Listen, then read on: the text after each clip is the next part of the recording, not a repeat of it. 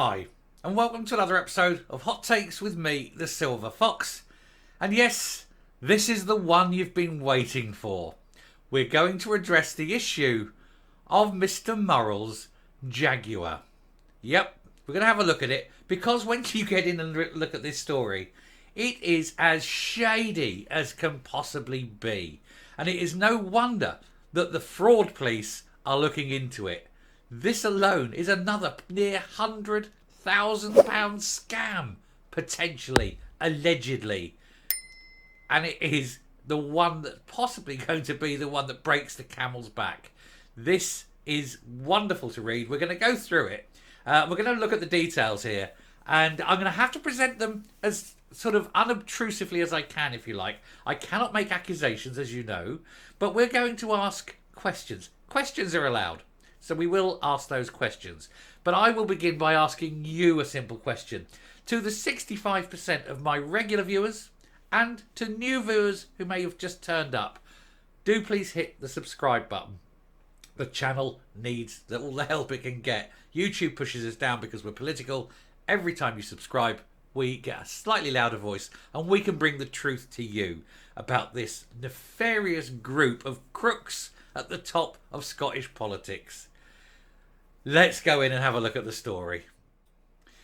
So, Operation Branchform cops are investigating Peter Murrell's £95,000 electric Jaguar. The I-Pace SUV was registered in October 2019, 2 years before the former SNP chief executive was seen attempting to sell a similar Jag at We Buy Any Car office in Glasgow. Now, before we get in, we will have a look at this. Doesn't it seem a scam where possibly the party have received money from people, have told people, oh, it's all for independence ref. They've found all this money. Then all of a sudden, money can be found from a party that is supposedly quite poor. Money can be found to buy the chief executive a £95,000 car. A car that most people would dream of having. Effectively, a car that is worth half a house. And then, 2 years later, it's being sold. Did the money go back into the company, into the party, or did the money go into Peter Murrell's account? It seems very, very shady. Now, here's a picture of dear Leaderine, and there's the £95,000 Jaguar I-Pace electric sitting there on her drive. And you're thinking, how very convenient. Of course, that's only her political house. That's the house that she uses to show that she's one of the people. It's not a real house, which is quite a big mansion, or her other house, which is in Portugal, or any of the other stuff that she owns. But, you know, this is the politics house. So it doesn't look as though she's too far up her own arse and holier than thou. But then she has £100,000 worth of car sitting on the drive. A car she can't drive, or couldn't at the time. So this is purely Murrell's car. We know it's Murrell's car. Who paid for it? Why did he sell it? And it gets shadier than that. We're going to go in. But boy, oh boy, does this just reek when we get to the details. Does this just stink of criminality? But of course, I'm not saying it is. I like my house and I'd like to keep it. But it doesn't have a whiff of it. Here goes. The purchase of a luxury £95,000 Jaguar is being investigated by the police as part of a fraud probe into the SNP finances. Peter Murrell is alleged to have purchased the electric I-Pace SUV from a dealership in Edinburgh.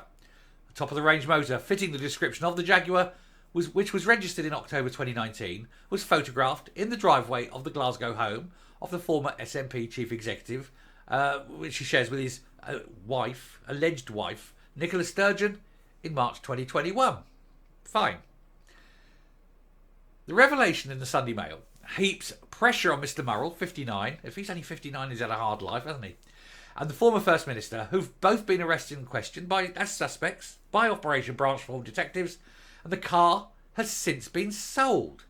Understood to be by popular car buying firm We Buy Any Car. They couldn't have believed their luck when they bought this.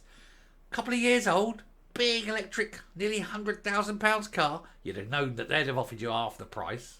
They'll have made a fortune on this beast. It is the second vehicle to be looked at as part of the fraud probe since a camper van was seized earlier this year. They haven't managed to dispose of that yet, have they? A source told the newspaper police have interviewed at least one worker at the dealership about the sale. This is an extremely high-end vehicle, one of the most expensive electric SUVs on the market. The basic price starts around £80,000 and optional extras can get you up to £95,000 if you're going for all-out luxury. It goes without saying that this is completely out with the price range of most people, especially in a cost of living crisis. How many people do you know drive a near £100,000 car? I mean, where I live, there's a couple, but you happen to know these people are particularly wealthy. Most people just drive mid-range cars, They certainly don't hit the 100,000 end. Anyway, the Jaguar is fully electric and goes from 0 to 62 in just 4.8 seconds and with a top speed of 125 miles an hour. That's not very fast, is it? 125? I'd have thought it had gone faster than that. But anyway, a separate source has told the Sunday Mail that late in 2021, Mr. Murrell was spotted attempting to sell an iPace at a We Buy Any Car office close to his home in Glasgow. Now, it's unlikely that he's going to have a different one, so it's obviously the same one. Or it is most probably the same one, put it that way. So why is he selling it all so quickly after just 2 years? Less than 2 years, in fact, less than 2 years, and he's selling it. What a massive loss he's making. The registered keeper of the vehicle, pictured on the driveway, changed in February 22, and the registration plate was replaced a month later, before being switched back earlier this year. Oh dear, very shady. You're changing users, okay, because you've sold it, but then you're changing plates and things, and then you're changing the plates back. And why is he changing plates? Is it to try? Now I know I've got vanity plates, but if that was bought by the SNP, then it belongs to the SNP. Why would Murrell be having vanity plates on a car that he doesn't own? Seems very strange, doesn't it? And if it does belong to the SNP, why was he selling it? Or did the SNP pay for it and put it in his name? In which case, did he pay the appropriate uplift in income tax on it as a benefit in kind? It's all very shady. Not just the fraud police, I think. HMRC need to be involved in this. Anyway, the source said, I was driving into We Buy Any Car offices and I was surprised to see Peter Murrell driving out in a very high-end spec electric Jaguar. I asked the boy working at the desk and he said Murrell had been looking to sell the car. Operation Branchform was launched in July 2021 following 7 complaints that more than 100 or 600,000 of money had been stolen. We're just going to use that term, not I think it's just stolen. It's just thievery, really. We assume, allegedly. In August 21, leaked video footage shows a clearly furious Miss Sturgeon told a meeting of the party's NEC to not talk about the finances, and we've covered that in the video. Last thing she wanted was finances released because she knew how shady they were. She knew how bad it was. Now, allegedly, of course, I can't say for sure, maybe she didn't want anyone talking about it because she didn't want anyone to notice that Peter had been out and spending nearly £100,000 of party funds on a nice big fat electric Jaguar for himself, presumably feeling that he ought to deserve it for being her husband. And to be honest, if I was her husband, I'd want a £100,000 Jag as well, at the very least. She said, just be very careful about suggestions that there are problems with the party's finances, because we depend on donors to donate. There's no reasons for people to be concerned about the party's finances, and all of us need to be careful about not suggesting that there is. That is the surefire way of saying, nothing to see here, move along, as there is a burning building behind you. Of course there's problems with the finances, and she knew it. Police are now investigating more than 1,000 alleged instances of fraud as part of their huge probe, including the 110,000 luxury camper van. So between the two, between the camper van and the Jag, over £200,000 slipped under the boat into their pocket, if you like, via vehicle purchases. Is this shady? Is it legal? Have they paid tax on these things? It's not just fraud. The tax office need to get in. And the great thing about HMRC is they've got far more powers than the police. So perhaps a little tax investigation I mean, after all, that's how they got Al Capone. Now, I'm not saying they're as bad as Al Capone. No, wait. Al Capone didn't kill as many people, I think, allegedly. We'll leave that one to the courts. On the same day, Mr. Murrell was arrested and questioned as police began a 2-day search of the couple's home, and officers also raided the SNP's HQ in Edinburgh and removed boxes of documents. Colin Beattie also blah, blah, blah. And of course, it's all shady. Everything about this is shady as hell, isn't it?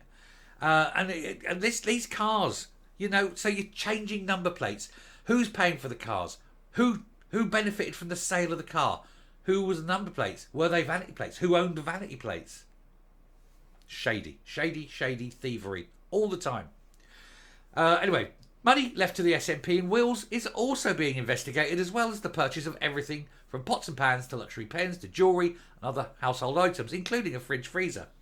An Amazon account was used to buy everyday purchases, forms part of the inquiry.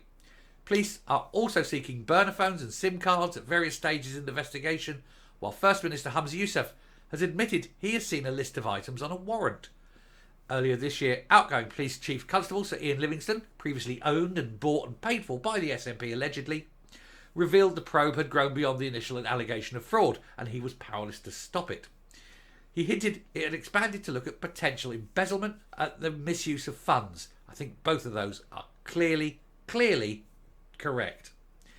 The SNP said it is not paying legal fees for Mr. Murrell, but the party is understood to have engaged lawyer Stuart Monroe, whose expertise includes white-collar crime and who represented the former administrator of Rangers FC in a major fraud prosecution. So who's paying? Is he paying? I bet he's paying. I bet the SNP are paying, despite what they say, because they lie. They lie all the time. But there we go. The crookedy crooks are being caught in their crookedy, devious, sleeving ways, allegedly. But undoubtedly, we need to know who bought the car, who benefited from the sale, who owned the plates, who changed them, the whole timeline, and ultimately, where the hell is the money? Thieving crookery or just incompetence? I leave that up to you, dear viewer. I'll finish here. I will come up. I will just reiterate, do please hit the subscribe button. Do please hit the like button. It massively helps. But I'm coming up. Now I'm going to give you my take. Now I stress, and I have to be careful because of the way I put this. This is simply an opinion based on the facts as I am reading them. I am not making a statement. I am not saying they definitely are crooked. I'm merely going to suggest that this may possibly be something that may have happened.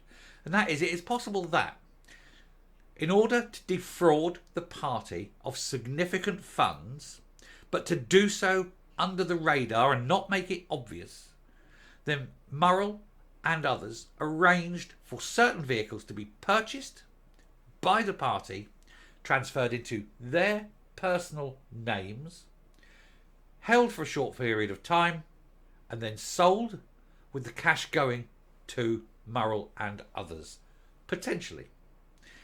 If that's the case, it's blatant fraud, but it's also an income tax crime. HMRC must get involved. It is also a sign of general level of crookedness, and where they break one rule, they break many, and therefore this investigation needs to widen far beyond what it currently is. But I also think it needs to be taken over by an outside force. Police Scotland are too embedded in the SNP. We know that the last chief of police was hand in glove with them. And it now seems that the current one, who is already now a proven thief, the current head, and I can say that without an allegedly, the current head of Police Scotland, a proven thief, is now embedded in the SNP as well. This investigation needs to be handed off to an outside force, Lancashire Court Force or something, Met, who cares? Someone led, or a police force led by someone who is not in the pocket of the SNP. And certainly the HMRC need to get involved in this probe because it is so crooked. And I speak as an expert, I speak as an accountant. That is absolute crook. I shall stop now. Thank you very much for watching. I hope this has been the one you've been waiting for. And I hope that my little denouement at the end there, it clarifies exactly how I think about the whole situation of this. Till next time, stay safe, stay well, and keep watching. Bye.